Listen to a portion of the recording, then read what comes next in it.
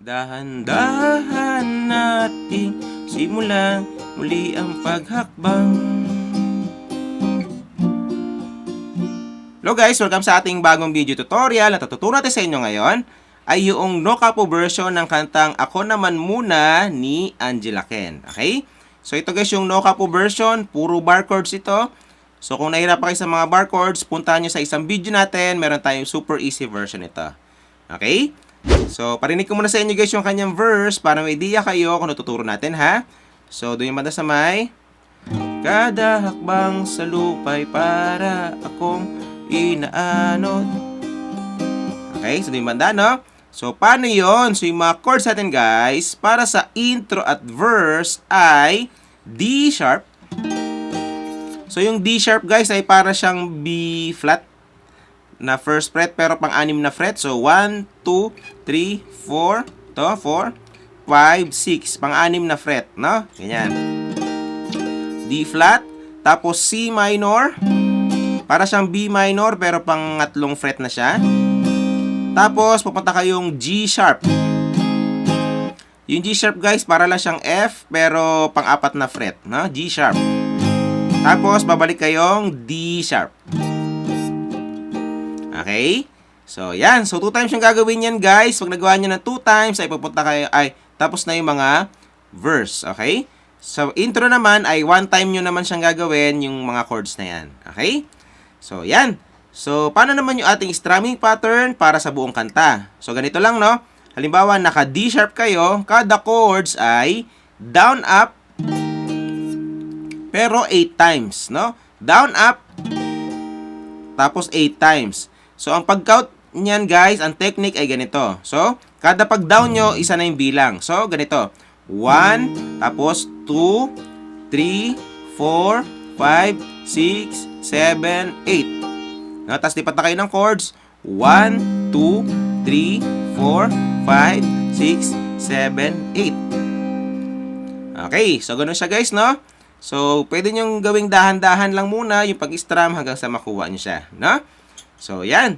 So, para mas makuha nyo, pwede natin siyang kantahan. So, pwede nyo ako sabayan guys, no? So, Tahakbang sa lupa'y para kung inaanod. Babagalan lang natin, no? Para makuha nyo. Mundo, kung ano lamang ang kaya ko. Tap.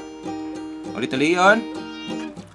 Pigang-pigan na sa mga problemang di masolusyonan agad. Parang wala nang bukas. Pwede bang umiwas? Okay? So, yan. So, ganun nakadali guys yung mga verse. And then, after nun, ay pupunta na tayo mga pre-chorus. So, doon yung banda sa may hinahanap ang sarili, hindi nakakayanin. So, ito yung manda, no? So, paano yon? So, yung mga chords natin, guys, para sa pre-chorus ay C minor, tapos G sharp, and then D sharp, tapos ito yung bagong chords natin, B flat. Yan. So, para lang siyang, guys, D sharp, pero pang-unang fret, na? So, kung makapasin nyo dyan, guys, merong asterisk yung B flat. Ibig sabihin, iba yung strumming dyan, no? So, same pa rin yung kanyang strumming pattern sa ibang mga chords, pero pag nagkaroon ng asterisk yung chords, ay magiging 4 lang yung down, up. Diba kanina ay 8 yung down, up? Ngayon naman, pag may asterisk, ay 4 na lang yung down, up. So, parang ganito. So, 1, 2, 3, 4. Ganun na lang yung pag-strum kapag merong asterisk yung chords. Okay? So, yun lang naman yung naiba guys, no? Wala namang problema doon. Okay? So, para mas makuha nyo, kanta natin siya. So, hinahanap ang sarili, ngunit di nakakaya. Ikaw nang dinadaanan ko. Saan na to patungo? Tapos, yung pinakadulo, saan ako patungong? Okay? So, yan. So, ganun nakadali guys yung mga pre-chorus. And then after nun ay pumunta na tayong chorus. So doon na yung banda sa may dahan-dahan nating simulan muli ang paghakbang. So doon yung banda, no? So paano yun? So yung mga chords na natin guys, para sa chorus 1 at chorus 3 ay D sharp, tapos C minor na may asterisk,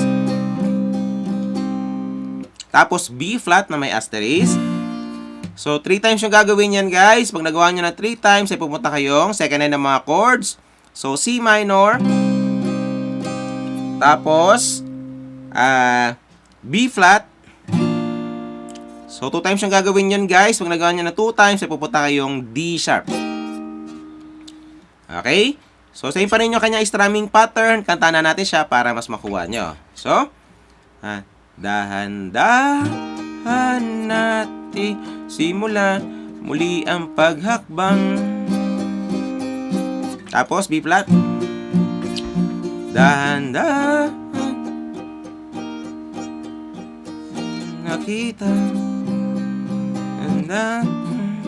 Tapos, bakit na dahan-dahan iangat ang mukha masilayan. Tapos, lagyan na ng mga chords ha. Oh, pagod ka na. Oh, di ka nag-iisa. Kaya't umaban ka. Umaban ka. Sabihin ako naman muna. Tapos yung pinakadulo ay D sharp.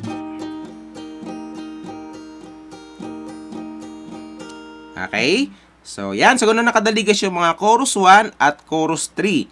So, after nun ay pupunta na kayong verse uli. Same pa rin yung mga chords niya. Tapos, pre-chorus uli. Same pa rin yung mga chords niya. And then, meron siyang chorus 2. So, sa chorus 2 guys, parehong-pareho lang din yung mga chords niya. Ang pinagkaiba lang ay yung sa dulo.